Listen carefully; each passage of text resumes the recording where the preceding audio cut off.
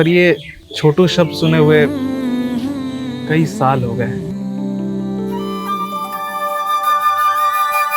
ये छोटू ने मुझे उलझा दिया है। जब तक तुम्हारा एग्जाम रहेगा चाय दुकान बंद।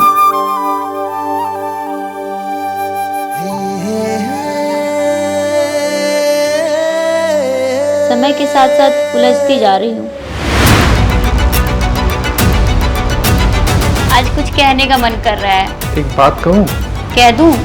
अरे बोलो ना। तुम जो कहना चाहते हो कह दो। उसकी शादी हो गई है। आने दो मेरे बेटे को।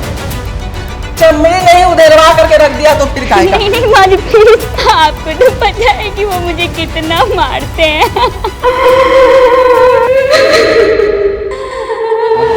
आप भी तो मेरी माँ जैसी है ना।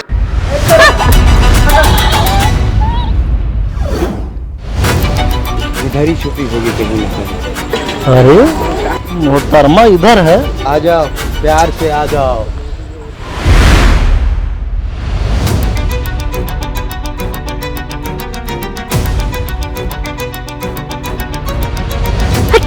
तुमको काम भी दिया हूँ ना और पैसा भी देता हूँ ना। चलो।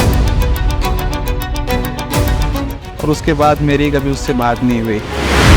तुम मुझे मिलो या ना मिलो, लेकिन अब मैं इस घर में नहीं रह सकती हूँ। मुझे याद है तुम्हारे गांव का नाम गुलशनपुर है।